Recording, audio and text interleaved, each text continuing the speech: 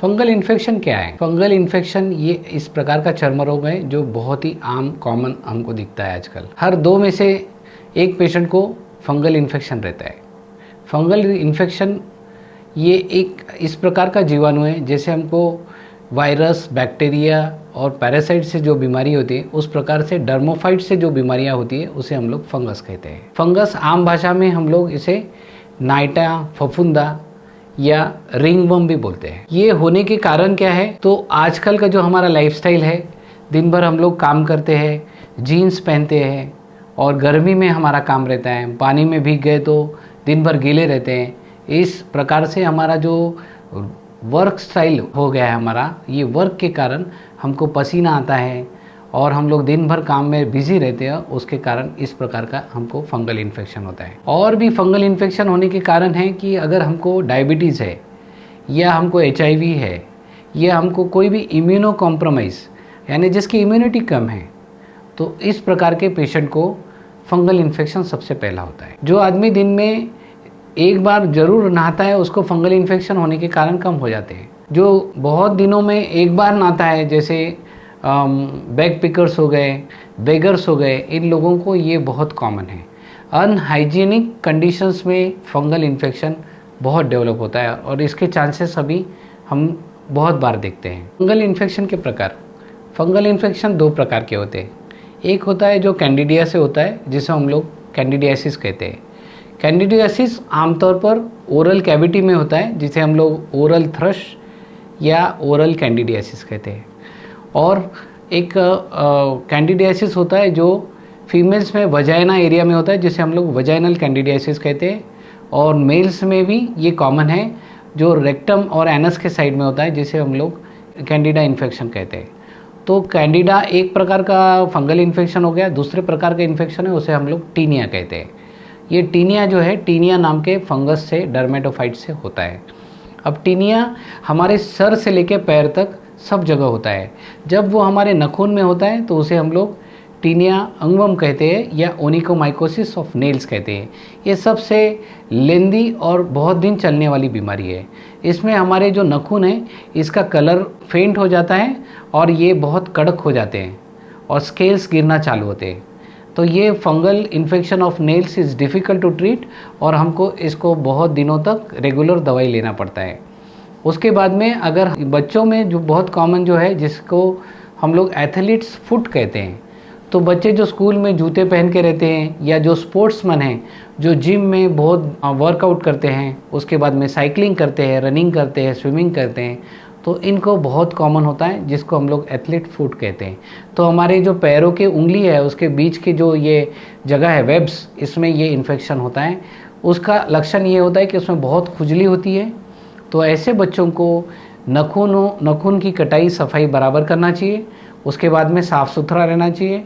Shoes और socks कपड़े के पहनना चाहिए।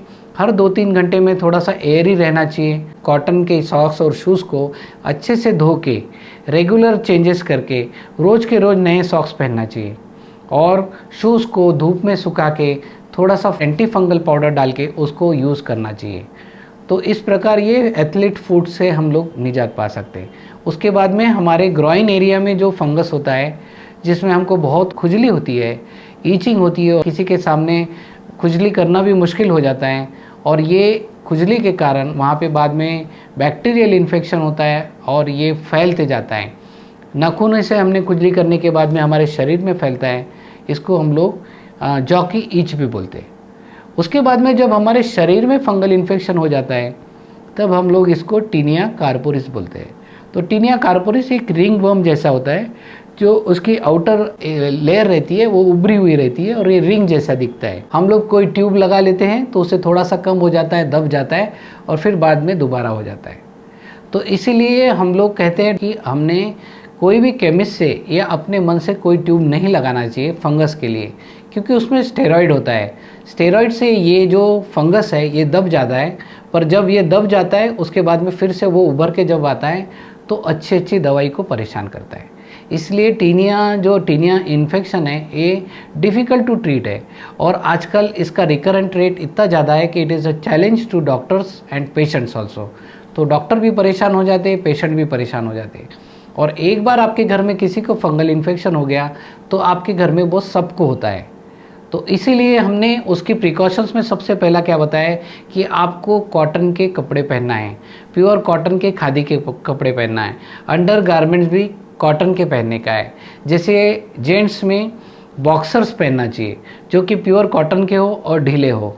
उसके बाद में कोई भी टाइट कपड़े बनेन, वो भी कॉटन या आप खादी की यूज़ कर सकते हो। आपको रोज़ अंडरगारमेंट्स धो के कड़क धूप में सुखा के पहनना है। जिसको फंगस है उसके कपड़े हमने अलग से धोना चाहिए, कॉमन वॉशिंग मशीन में नहीं धोना चाहिए, ताकि ये क्रॉस इन्फेक्शन ना हो बाकी लोगों को। तो इसके लिए ये ज़रूरी है।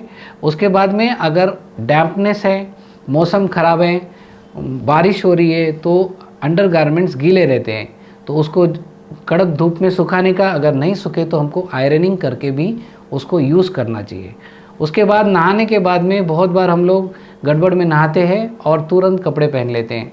ऐसा बिल्कुल ना करें, पहले उसको क्लीन, उसके बाद में ड्राई, उसके बाद में एंटी फंगल पाउडर यूज़ करें, उसके बाद में कपड़े पहने, ताकि आपको ये रिपीटेड इन्फेक्शन ना हो।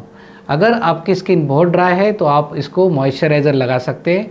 ऑलिव ऑयल, कोकोनट ऑयल, ये दो ऐसे ऑयल है जिसमें एंटी फंगल प्रॉपर्टी भी है, तो हम लोग इसको भी यूज़ कर सकते हैं।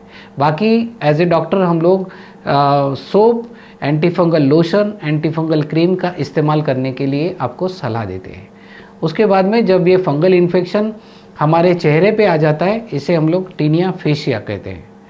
तो फेस में भी हो सकता है, बालों में जब होता है तो इसे हम लोग टीनिया कैपिटिस कहते हैं। ये फंगस हमारे शरीर को कोई भी जगह छोड़ता नहीं है, इसलिए फंगस का ट्रीटमेंट हमको कायदे से करना पड़ता है। आखिरी में मैं ये बोलना चाहूँगा कि हम लोग होम्योपैथी से केवल फंगल इन्फेक्शन ही ठीक नहीं करते, पर उसका रिकरेंट रेट भी कम करते हैं। तो होम्योपैथी को ज़रूर एक चांस दें। होम्योपैथी से रिलेटेड कोई भी क्वेरी हो, जानकारी के लिए हमें सब्सक्राइब करना ना भूलें, लाइक करना ना भूलें, और आपका कोई भी प्रश्न हो तो कमेंट में ज़रूर पूछिए।